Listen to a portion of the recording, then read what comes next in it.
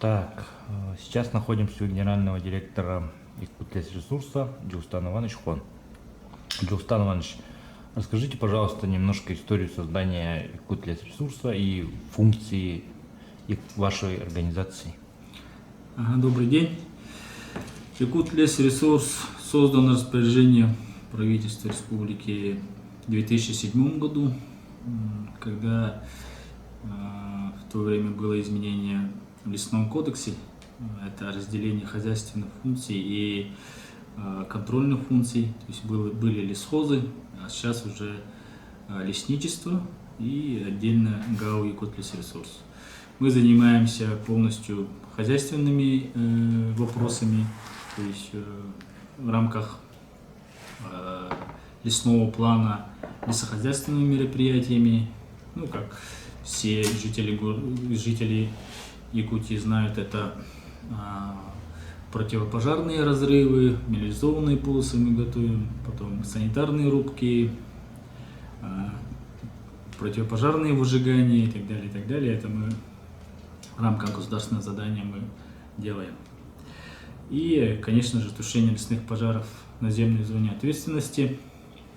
Это порядка, наверное, около 3 миллионов гектаров на всей территории республики.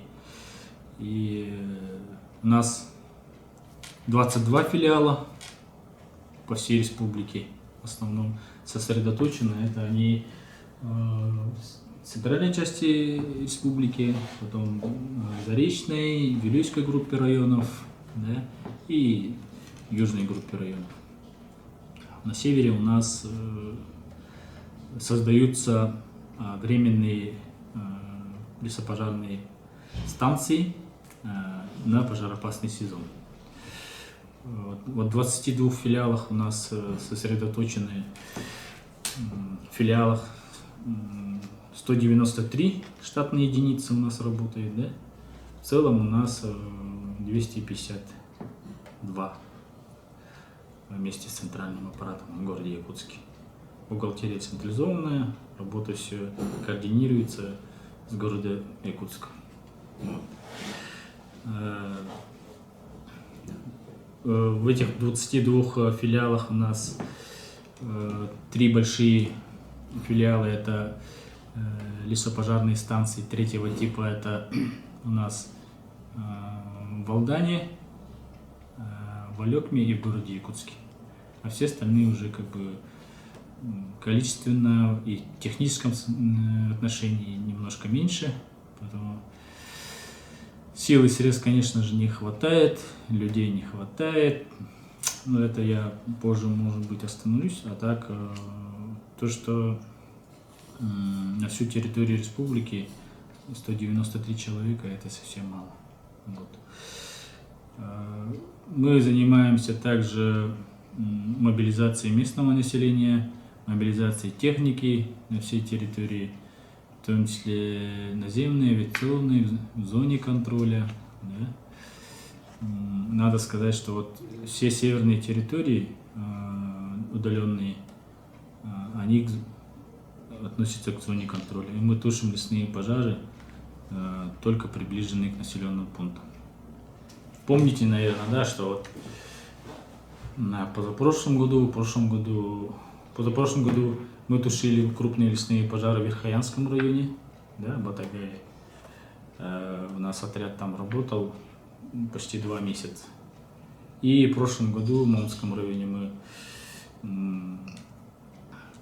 остановили лесной пожар, который приблизился к базе Саханефтегазбыта, то есть где хранился этот ГСМ. Вот. Население это очень хорошо помнит. Вот. А так, где пожары у нас бушуют, то есть мы очень сильно маневрируем. То есть южный район перекидываем на Вилюйскую группу районов или наоборот, с Вилюйской группы районов перекидываем технику и людей в Заречные районы. В этом году мы в крупных лесных пожарах в Нюрбинском работали все наши силы, в Сунтарах, Сейчас максимальные силы переброшены на горный район, непосредственно где у нас очагов возгорания больше всего. Вот. Ежегодно закупаем экипировку, оборудование, мотопомпу, бензопилы и так далее, и как бы для собственных работников обеспечиваем вот, спецодеждой и так далее. И надо сказать, что вот сегодня мы встречались с советником Иваном Васильевичем, руководителем Рослесхоза. Он как раз посетил наше учреждение. За всю историю ГАО «Якутлесресурс» не было, чтобы руководитель Рослесхоза сам посетил наше как бы, учреждение, как бы, выслушал наши хаяния, наши эти проблемные вопросы, да, вот. Я вот ему доложился, что национальный проект «Экология», который действует на всей территории Российской Федерации уже 3-й год, она нам очень сильно помогла. Мы за 2 года приобрели, 3-й год уже приобретаем технику, оборудование, технику, где-то около 72 единиц мы уже приобрели. Начиная от УАЗиков, санитарок там, или там фермер, это малый лесопатрульный комплекс, да, заканчивая там вахтовками, КАМАЗами, тралами, бульдозерами, тракторами, квадроциклами и так далее. Вот. Эта техника нам очень сильно помогает на сегодняшний день. Она вся задействована на тушении лесных пожаров на местах. Старая техника, конечно, очень сильно износилась, требует очень много запчастей. И вот в рамках восстановления мы на сегодняшний день максимально по этим направлениям отрабатываем. Вот. Вкратце так. Тушение лесных пожаров у нас вот последние 3 года в связи с изменением, может быть, климата, может быть, погодных условий очень осложняется, да?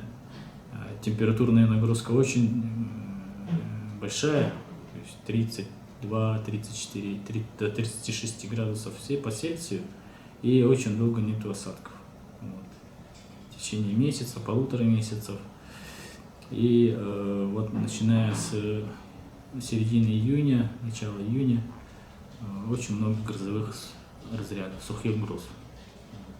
Если весенний и осенний период у нас причина лесных пожаров это человеческий фактор, может быть, да, или там от линии электропередачи и так далее, то в середине лета это все в основном как бы, больше 90% это грозовые сухие грозы. Вот. Я сам лично вот, тушил лесной пожар недавно вот, вблизи города Якутска, возле Магана, и вот как раз нашел дерево, куда ударила вот молния, и грозовой разряд, и откуда произошел вот лесной пожар. У меня вот фотографии потом разошлись по всем средствам массовой информации, что бывают вот такие вот грозы посреди леса. Ежегодно и как бы на всех совещаниях на уровне правительства Российской Федерации, на уровне Рослесхоза и так далее мы ставим, что уровень финансирования Республики Саха-Якутия по лесным отношениям, она из ряда вон низкая. Вот сегодня тоже мы вот этот вопрос озвучили, что на 1 гектар вот, защитных и эксплуатационных лесов, ну, как по методике у нас распределения субвенций предоставляется, на 1 гектар у нас получается 6 рублей 90 копеек, да? Ну, конечно же, он заметил, что с 2017 года у нас ежегодное повышение идет, то есть было там порядка 4 рублей, а сейчас вот 6 рублей 90 копеек, почти 2 раза, он говорит, повышение идет, но это ничто сравнение с тем, сколько нам необходимо, требуется, да, вот финансирование. На все лесное хозяйство мы получаем порядка где-то сейчас 1 100 000 000 1 200 000, да, ну, планового финансирования. Потом уже посредством тушения лесных пожаров, предоставлением документов и так далее, мы догоняем эту сумму тем, что, чтобы не выйти на кредиторку, нам из резервного фонда Россельхоза или там резервного фонда правительства Российской Федерации финансирование добавляют. Вот. А мы говорим о том, что нам необходимо на плановое финансирование в районе 2 400 000 рублей. Для того, чтобы лесное хозяйство на территории Республики Саха-Якутия нормально функционировало. Вот этот вопрос мы ставим для того, чтобы методику изменили. И самые горимые регионы, это дальневосточные в основном регионы, да, Сибирь и Дальний Восток, чтобы лесистые вот регионы, они получали финансирование, требуемое финансирование в рамках доведенных объемов или выполнения тех объемов требуемых мероприятий в рамках лесного плана и лесного кодекса. Но работа эта ведется и нашими депутатами, и правительством Республики Саха-Якутия, и лично главой Алексеем Сергеевичем Николаевым. Ну вот с переменными успехами мы идем к тому уровню, который нам необходим. Потом мы ставим вопросы, чтобы в рамках вот обеспечения техникой, да, нам перечень техники, ну, соответствовал тем требованиям, которые нам необходимы. То есть есть распоряжение правительства Российской Федерации там, за номером 1605 от 2019 года, где имеются вот, ну, нормативы обеспечения лесопожарных формирований, там, техникой, людьми и так далее, да, где определен перечень техники, которые мы можем приобретать. Но когда уже распоряжение вышло, мы начали закупать технику, мы уже увидели, что по факту увидели, что тот перечень, ну, не соответствует, ну, нашим как бы реалиям. То есть там количество тралов не соответствует, да? 3 трала на все наши 22 филиала, 3 трала. А нам необходимо, ну, как минимум, если так посмотреть, 22 трала, да, вот с тягачами. Не соответствует количество бульдозерной техники, не соответствует количество тракторной техники, ну и так далее, и так далее. Вот этот вопрос мы тоже поставили Ивану Васильевичу и договорились на том, что сейчас как раз идет формирование изменений в это распоряжение, и договорились, что мы будем с ними тесно отрабатывать. То есть наши замечания они рассмотрят. Вот. Ну и, конечно же, количество людей, которые необходимо на тушение лесных пожаров на нашей территории, огромной территории, она не соответствует реальное количество людей, ну, штатной численности, которые на сегодняшний день мы имеем. Мы всегда сравниваем уровень финансирования, уровень штатной численности с 90-ми годами, ну, то есть советским временем, когда у нас на территории республики было до 1500 парашютистов-десантников.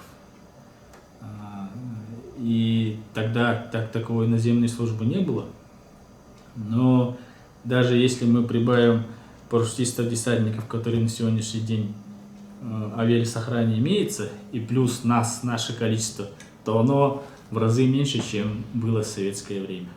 То есть нас 193 человека, у них порядка там 220, что ли, по-моему, людей штатной численности. Вот прибавьте вот 300 Ну, где-то 300-400 человек. Это вообще очень мало. Вот.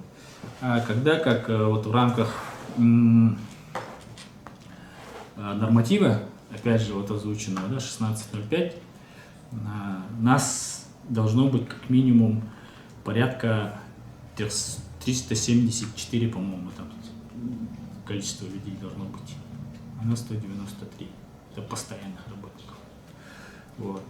Поэтому вот каждый год, когда лесопожарный сезон у нас в разгаре, это примерно где-то конец июня, начало июля, количество пожаров резко возрастает, да, за счет грозовых разрядов, и мы как бы уже своими силами не справляемся. То есть в текущем году у нас указ о объявлении чрезвычайной ситуации в лесах вышел 23 июня, да? Вот после 23 июня, в районе этих дней мы регистрировали каждый день от 40 до 60-70 новых пожаров. Представляете, да? Это надо было их все обслужить оперативно. Конечно же, этими силами мы не смогли это сделать. В связи с этим у нас вспышка лесных пожаров, она разрасталась, увеличивалась, площади увеличивались, и мы вынуждены были объявить ЧС и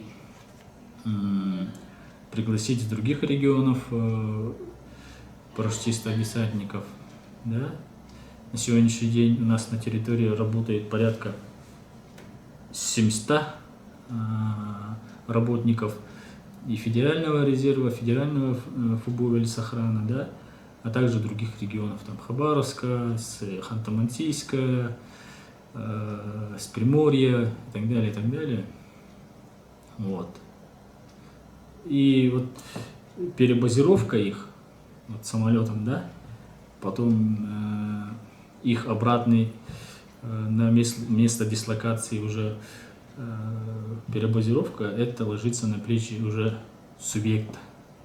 Не федерального бюджета, а субъекта. Потом на территории у нас на сегодняшний день отрабатывает 3 вертолета МЧС России с водосливным устройством, 4 вертолета Ми-8 Министерства обороны, да? Они вот дислоцированы на территориях Алекминского, Нюрбинского, потом Ленского и города Якутска.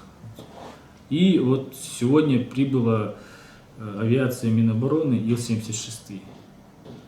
Их содержание, то есть аэропортовские, там, проживание, кормление вот этого экипажа, их обеспечение топливом тоже ложится на субъект. А вы представляете, вот Ил-76 это огромный самолет, который в день, наверное, съедает тонны авиатоплива. Вот. Поэтому с этой точки зрения, с точки зрения того, что экономии, может быть, да, вот последующие годы, я думаю, что лесопожарное формирование однозначно надо увеличивать, количественном отношении. Люди, профессионалы своего дела, то есть заряженные на это дело, они очень быстро тушат лесные пожары, наши работники. И с новой техникой, я думаю, что такое решение будет принято, и оно уже назрело. Потому что с каждым годом мы видим, что климат все-таки меняется, лето становится все жарче, засуха с каждым годом все больше и больше. И мне кажется, вот в ближайшие годы этих лесных пожаров, количество лесных пожаров не уменьшится. Соответственно, мы должны быть готовы чрезвычайная ситуация тем, что увеличив количество профессиональных лесных пожарных.